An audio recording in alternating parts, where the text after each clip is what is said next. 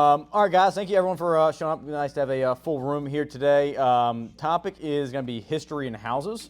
I tried putting a PowerPoint together. I couldn't really figure that one out, going back to a middle school class. But hopefully bring you guys some real informative stuff today. Want to cover just one kind of just history of Richmond. Does anybody know why Richmond is located where it is?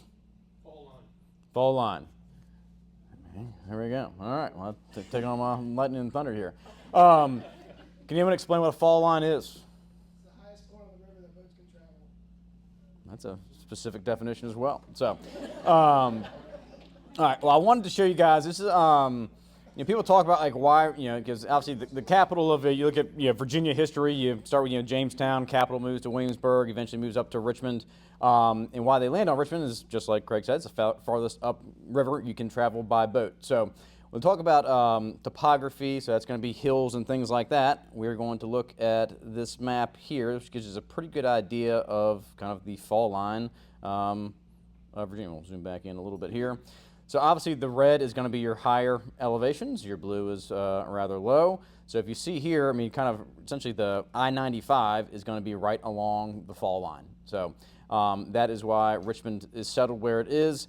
More specifically in Richmond, can anybody tell me where was kind of the first central location in Richmond? Churchill. Kind of. Verona. Kind of. Craig's got some of the answers. All right, who knows Libby Hill? Everybody familiar with Libby Hill?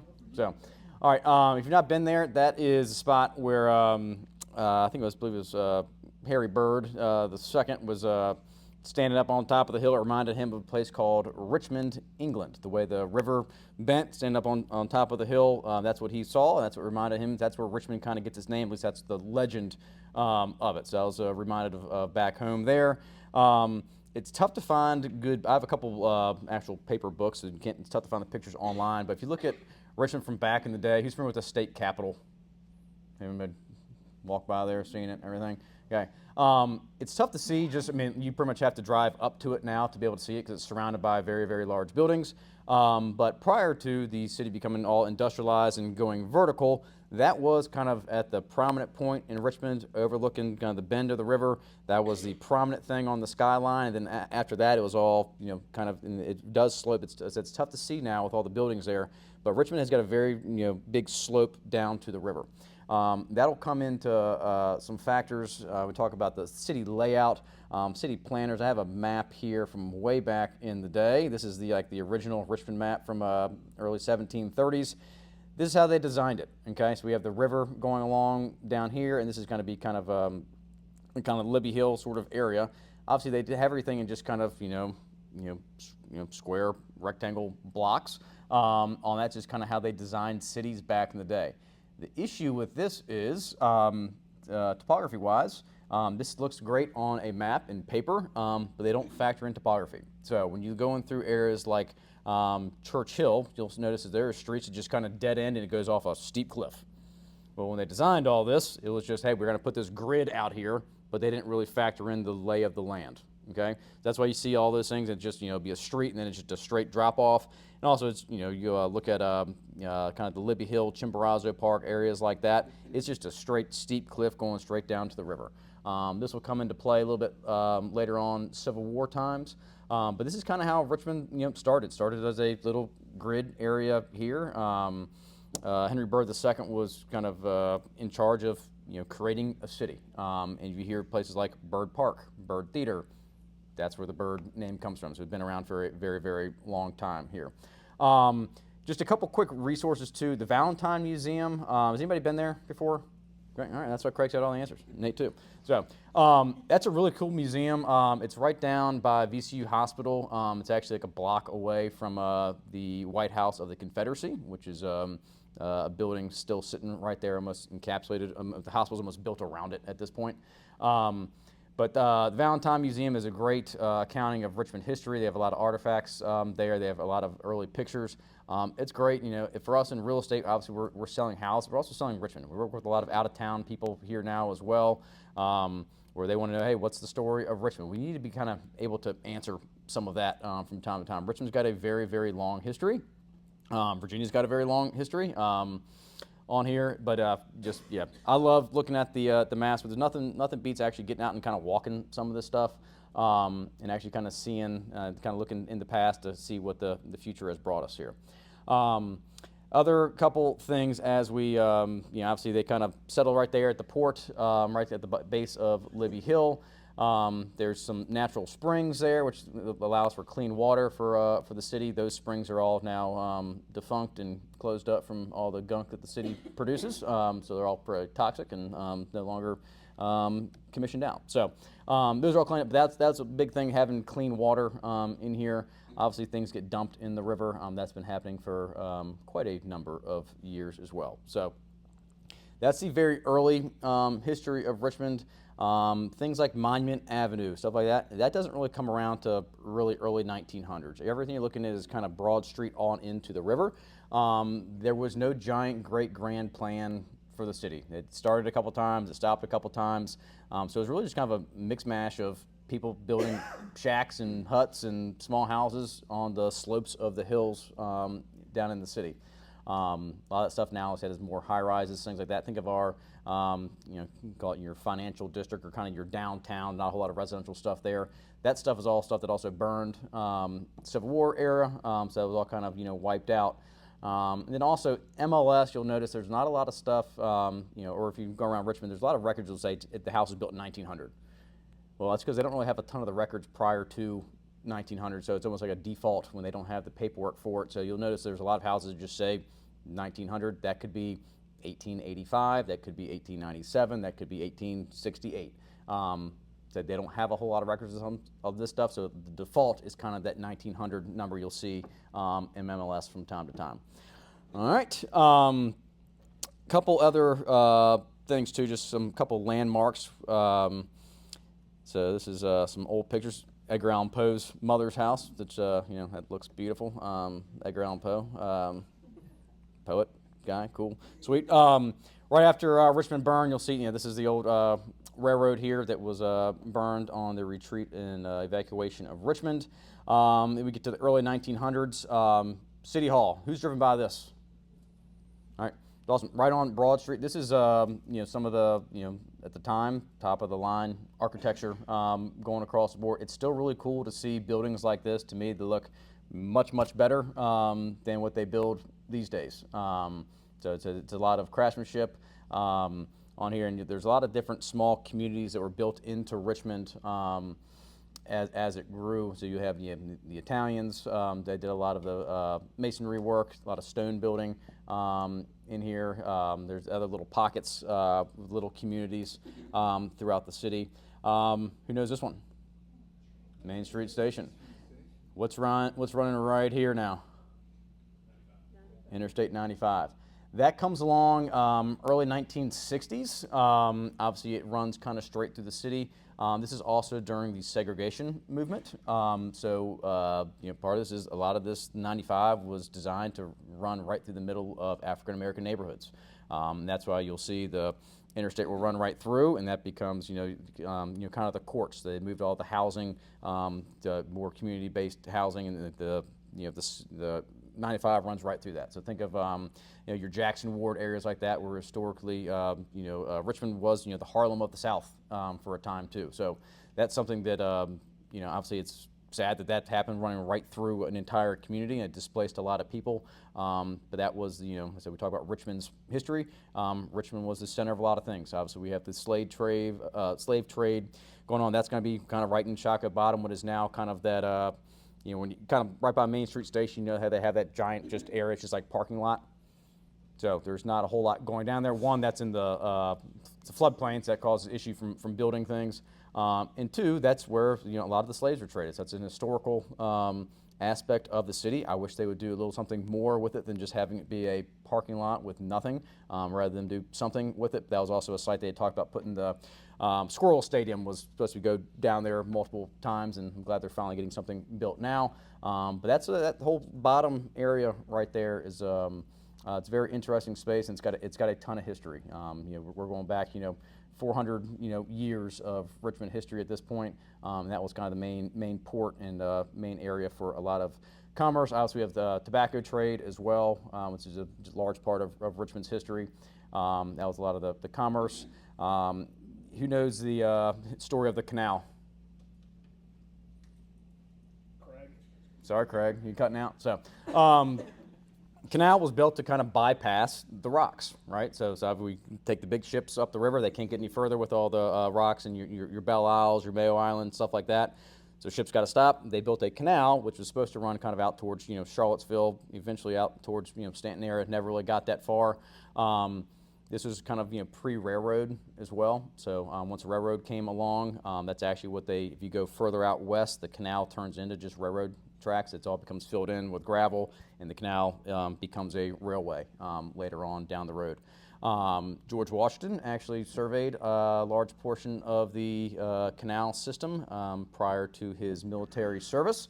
So that was just really kind of cool and neat. There's a house I had sold on 1803 Cedar Point Road out in Goochland, just south of the high school right there in town. That was the old lock keeper's house. So that had, I think it was like 22-inch thick stone walls was the foundation.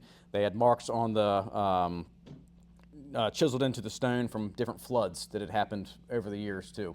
The lock keeper would almost be like a little tavern / checkpoint along the canal for them to kind of check in, stay the night. Obviously, things move much slower than trains and automobiles do. So if you're kind of going up river or up canal, still pretty slow moving. But that's how a lot of the commerce and everything was flowing through Richmond in the early days. All right. I won't do too much more on it. There's a handful of other pictures. This is what a typical sort of street looked like. And when you get down in the bottom, you'll see a lot of the cobblestones. A lot of those are still there. So you'll see some of that throughout the city as well. Obviously, it was all horse and carriage. Another little fun fact about Richmond is the trolleys. Richmond was the first city in the country that had electric trolleys going through it. What this did was allow freer movement throughout the city. As people were able to move a little bit quicker, a little bit easier, that allowed Richmond to expand out. So we look at areas like North Side. You'll see once the introduction of the trolley came about, people were able to get, North Side, it seems like that's still part of the city now. But if you're on foot or walking or on horse, it's tough to get down all the way to the bottom, to the nasty part of town to get back out there. But people wanted to have a little bit more space. The suburbs was kind of the nicer area for that time period. You'll see that a lot in kind of the 19-teens, 1920s. And you'll see a lot of those houses. Kind of Barton Heights. North side. We'll kind of jump into some of the MLS stuff here in a little bit. But that's how you kind of get the expansion initially out into the city. As Richmond continues to grow and grow and grow, that expands out obviously to our counties and whatnot here too. Little fun fact too, Manchester was its own city for a very long time.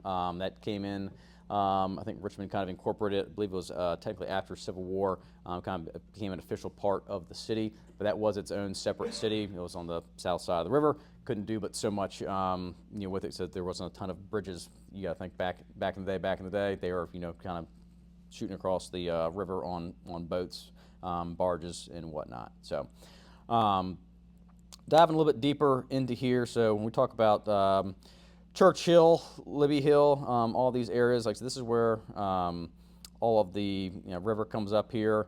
Chimborazo Park, which is at the top of Church Hill, kind of overlooking everything. It's great views of the city from there. This area was never developed. This area was actually a field hospital. It was the largest hospital in the world for a period of time during the Civil War. This was kind of the Confederate hospital based here in Richmond.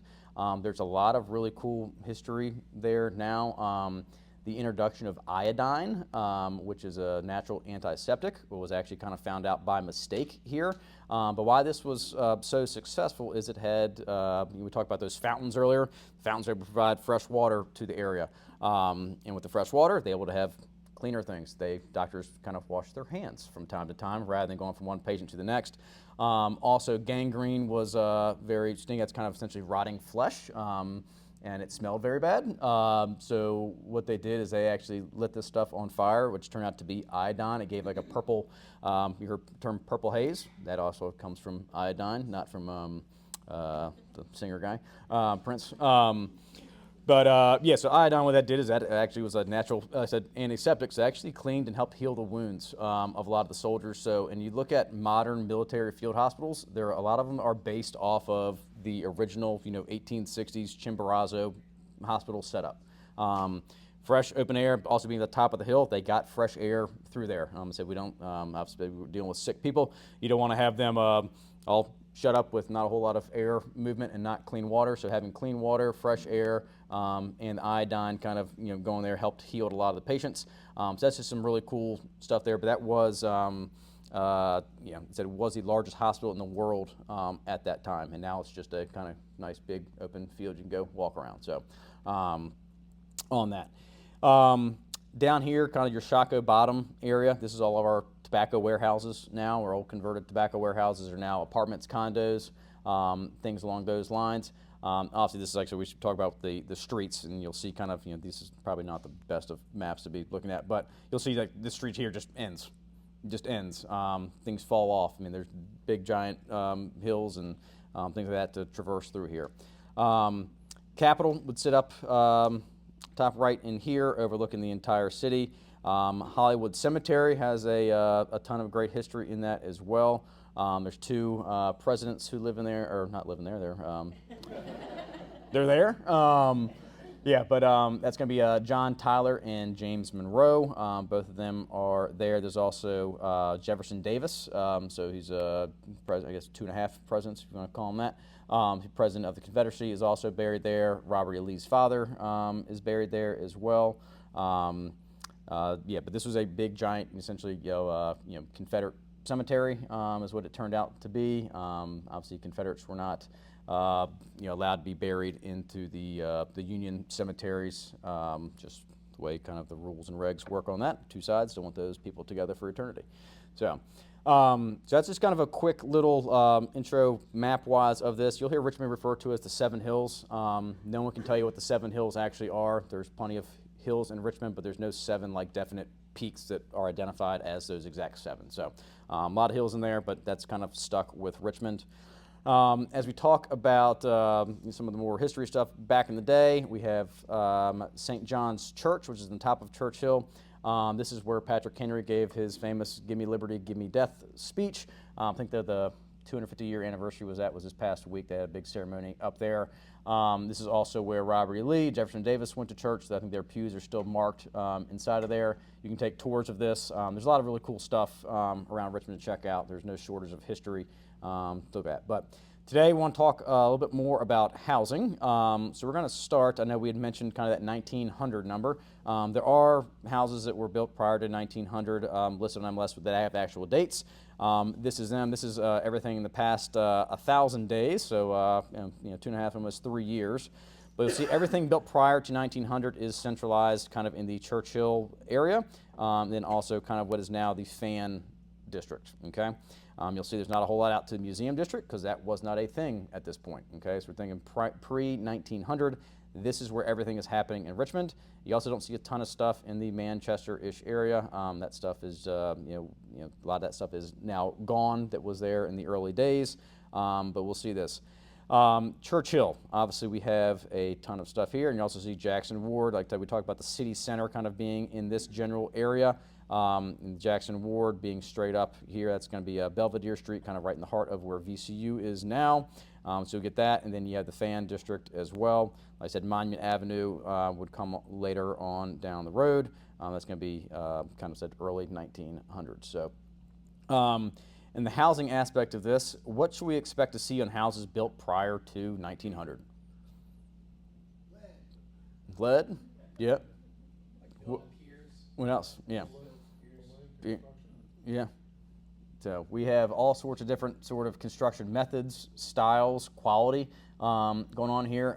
There are terracotta plumbing ducts in the city still. I think they had a main break a while back, and they were digging it up, and they still have stuff that's in wood and terracotta pipes as part of the system. I'm not an engineer, so I don't know how to go through and redo the whole plumbing for the city, but they haven't figured that out either. So go from there. So, other things on houses like this, you'll see a lot of stuff. I mean, it's not uncommon for houses to settle over the course of 100 and now 125 years. So, and there's been houses in Churchill I've walked through where you drop a marble on the floor, you don't know where it's going to end up. It can go 6 different directions on its way to the stairs. Things are going to be all crooked, uneven. We also got to think about from a buying in 2025 standpoint. These houses have been renovated. We're talking pre-1900. They're probably renovated in 1925, which has been renovated again in 1940, 1975, whatever it is. You're talking about 5, 6, 7 renovations on a house. You're going to have mixed plumbing. You're going to have mixed electrical. You're going to have different roof styles, different roof types. The slate roofs are great. They're fair, borderline indestructible until they are destructed, and then they're extremely expensive to fix. On there. So those are some typical things you can kind of expect to see on here. You get a lot of attached products. Also, you got to think, this is a confined area. People can't move around a whole lot in the city, so everything is super, super condensed in these areas, in these pockets. I know you'll see that going through Churchill. The fan was going to be probably more of your little bit more spaced out, a little bit more high dollar area as well. So I mean, we can just we won't go through a ton of these, but we have some attached stuff still in here. Obviously, the prices have changed on these over many, many years. Yeah, Grove Avenue, Main Street, Cary Street, all the stuff in here. You're going to have different varying level of degrees. Also, the craftsmanship of the houses.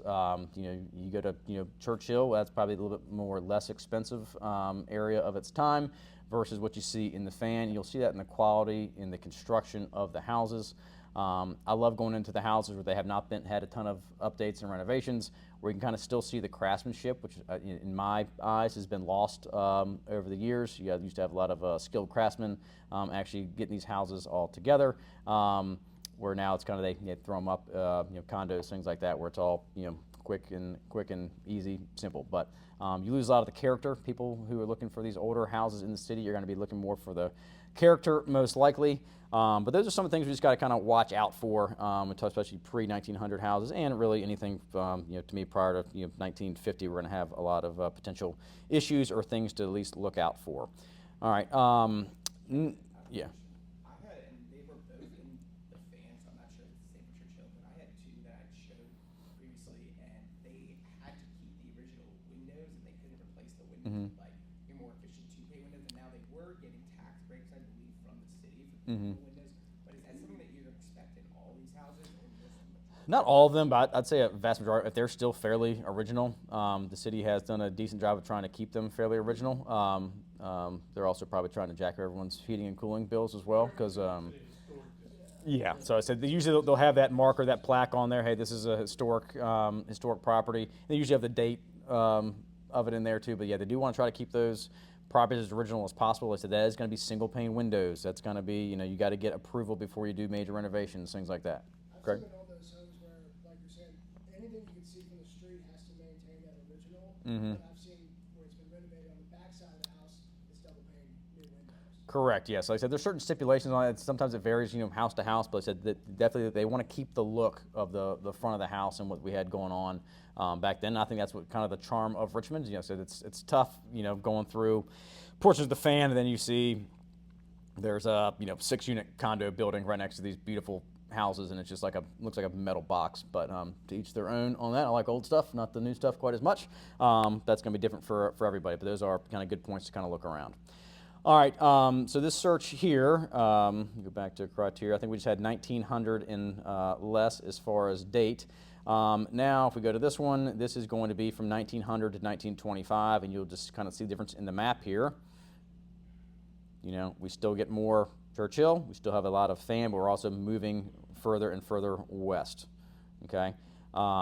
The original stuff was more in this area. There was nothing in the museum district, so you'll see a lot of the museum district area kind of blow up. And this is also the time period where you're seeing Monument Avenue come into play. So as Richmond kind of expands west, we talk about the West End. The West End has been moving every year for the past 125 years. So you hear, now near West End is going to be, your area kind of, right here on the other side of 195. But museum district, this is, I said, post-Civil War. Believe right next to the VMFA, there is a home, used to be the old Confederate soldier home. So all the war veterans were able to live there. after the fact, take care of, you got a lot of guys who are amputees, things like that, but that's all kind of based here. On there, I think there's the Daughters of the Confederacy has a building here. VMFA has expanded out. I think they have another expansion planned as well.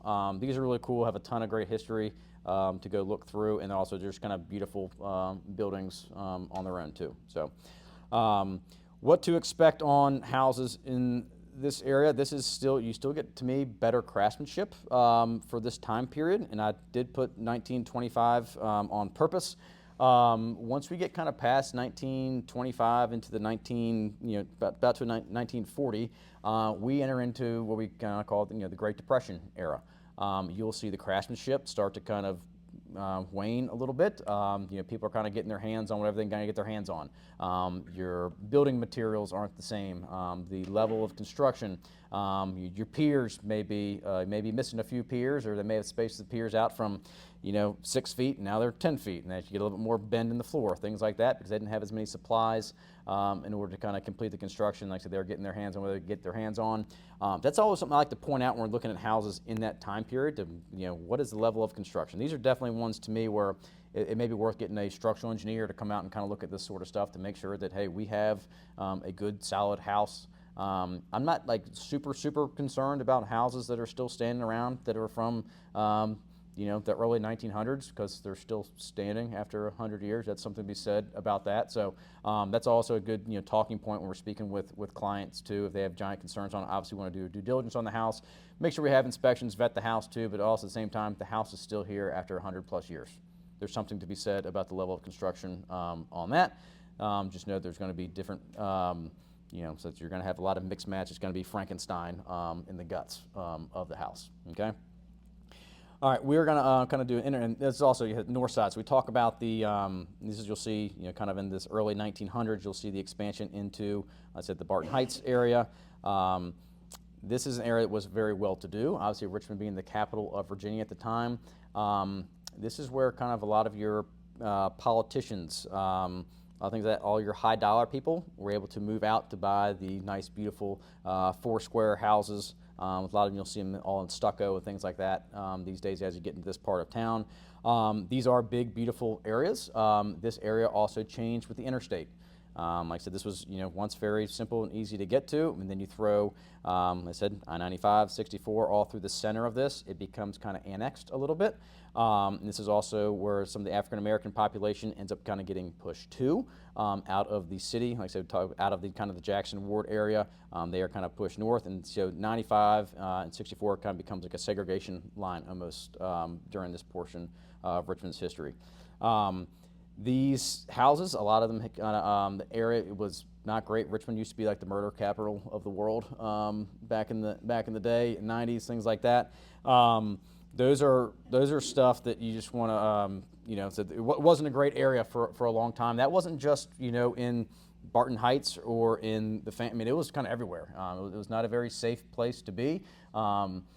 I know, Scott's Addition right now. That's like the cool spot to be. Like that's a spot where you wouldn't be walking at night when it was just a bunch of warehouses and drug addicts and everything else. Obviously, they've cleaned it up. Wish they had a little more parking for everybody down there. But like I said, I'm not a city planner. Maybe I should be. But yeah, so you'll see you just have a big expansion here in the early 1900s. Like I said, that becomes from an ease of access standpoint. Okay. All right, now obviously. Trolley line too. What's that? That ties into the trolley. Yeah. Mm-hmm. Yep. Gitter Park was the first master planned community in America. Mm-hmm.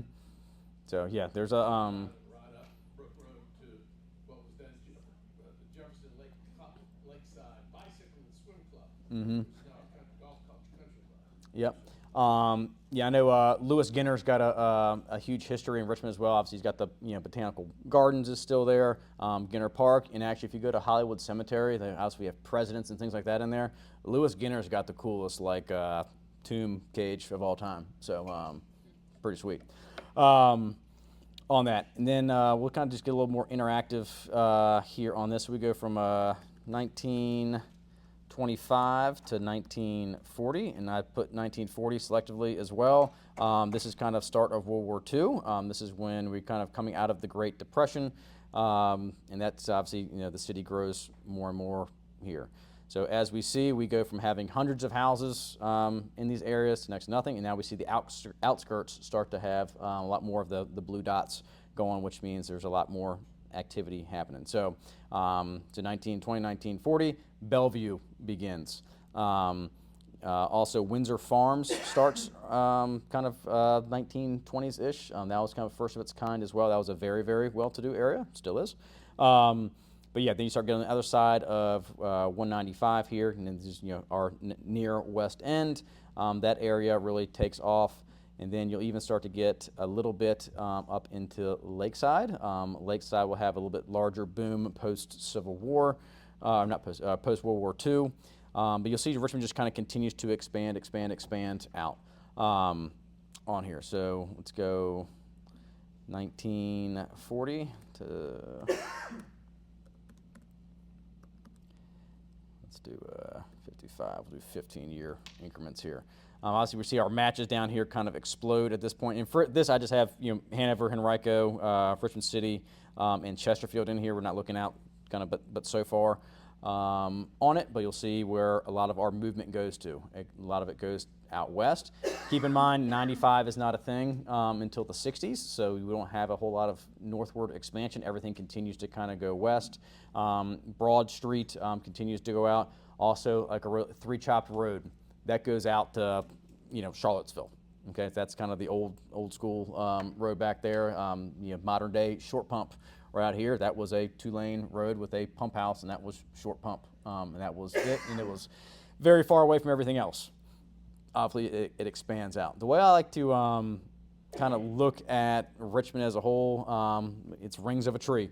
I kind of use 64 as my markers on it, and that's going to be kind of your main roads. You're going to have your, you have your Glenside, then you have your, not Staples, Staples Mill in here. You got Parham. Those are all kind of like decades.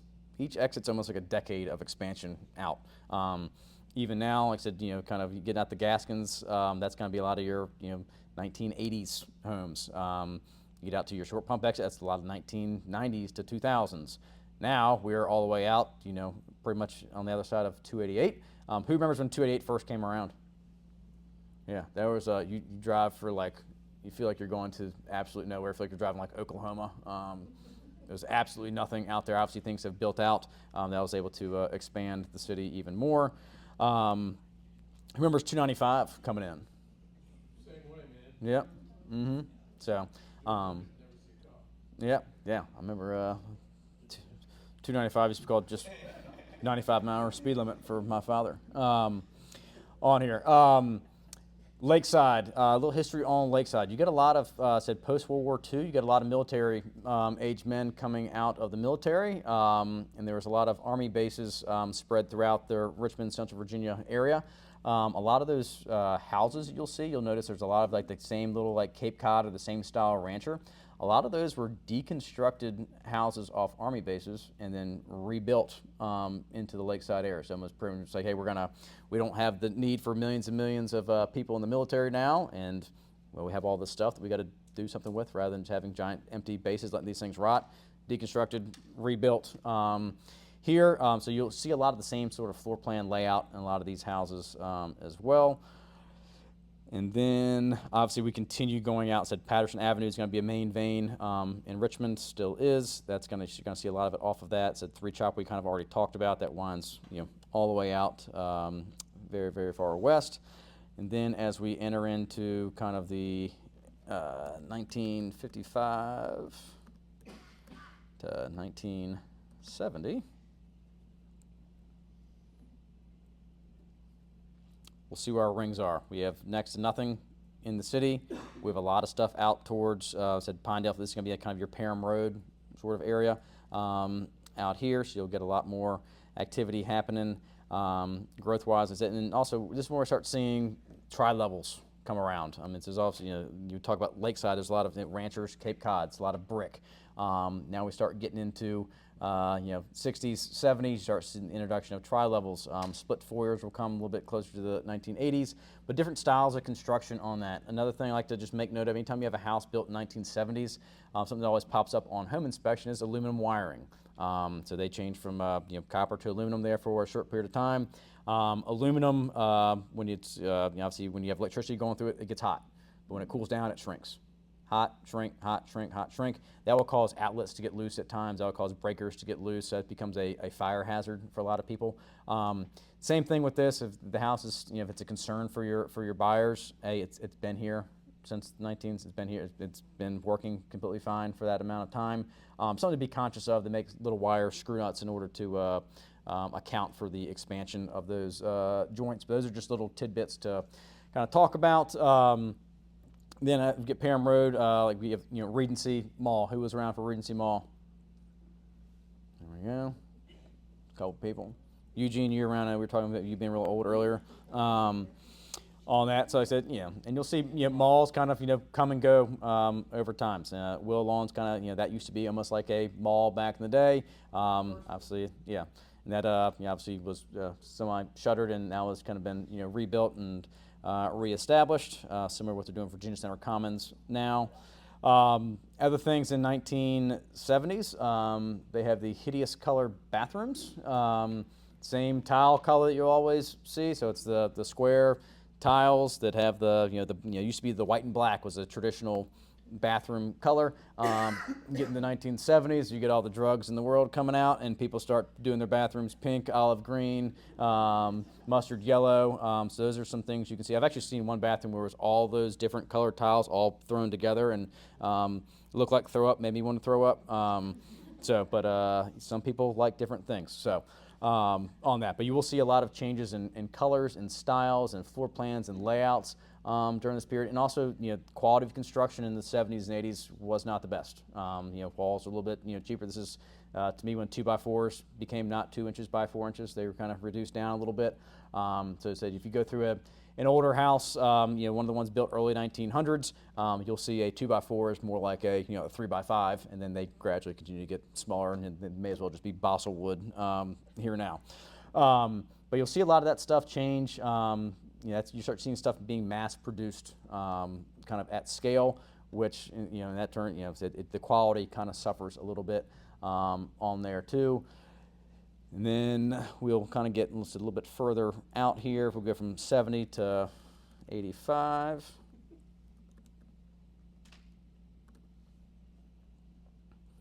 Obviously, we see a big, I can't even do this search because it's got too many results. So this is when Richmond really starts kind of taking off here. Let's see if we can get it. Chesterfield starts happening at this point too. I see that's where a lot of your growth is here. So Chesterfield really opens up. I forget what date year the bridge comes through. Do you know? Which bridge? Poe White. Obviously, we had your Nickel Bridge was back in that kind of connect everyone almost to the Bon Air area. But when Poe White came through. The Nickel Bridge was here for a long. Yeah. Nickel Bridge a long time. But Poe White was basically. Yeah. I want to say 81, 82. Yeah, and that coincides great with what we just kind of plugged in here. People Said used the, to live in Brandonville in the 70s and drive Hull Street Road all the way into the city. yeah, And they did the Poe White Parkway, put a toll on it, basically so the people in Brandonville and Woodlake could get downtown without taking an hour commute. right. And they were willing to pay the money. Yeah, when I have, and not to offend any South Side people, but I talk to people about, Richmond as a whole. It's much easier to get around the north side of Richmond, and that's going to be because one, the river, everything on the north side, your interstates are up there. 64 is running east to west. That's connecting everything. 295 kind of connects east and west from an outside, kind of on the outside periphery of the city. And then you have, to me, it's kind of like fingers. You have Broad Street, you have Staples Mill, you got Route 1, you got 301, you got 360. Those allow Richmond to just continue to expand out into Henrico, out into Hanover, where, said the south side, you had Hull Street, Midlothian Turnpike somewhat there, but that all came much later on in the process. I said, once you open up these roads, it allowed expansion to happen. On here, I said, 288 was, I think I was right around, I think it was early 2000s when that was constructed. I remember having to go to baseball tournaments down at Rockwood Park, and it was, we'd fall asleep in the car because it was so long. So, on here, and then that's going to be your your Chesterfield portion of this. Like I said, this is when you see a real I always look at like dates in MLS. I want to know when the house was built. That tells me a lot about the house just off the bat. I said what sort of, like I said, what can I expect on a home inspection? That's kind of the way I look at a house. Which one's going to give us a ton of problems? What do I need to be conscious of, aware of, as we're going into a house that was built in 1970? So I said if we can find out, aluminum wiring, and the more you can talk to your clients about this stuff up front, it just makes them, one, feel that you know what you're talking about, and also you should know what you're talking about, not just kind of blabbering stuff. We need to kind of know a little bit, at least enough to be dangerous with this, to inform our clients of what they could be expecting. Obviously, we don't want to scare them with worst case scenario, but it's also being transparent, and letting them know so they can make a good informed decision. All right. Other things in here, you'll have obviously schools make a big portion of this too. You got James River High School, up here, Lothian High School in this area here. We got the ease of being able to get around. You have your giant neighborhoods like Salisbury. Those are kind of all late 70s, 80s into right around 1990. These are big, giant sort of planned neighborhoods.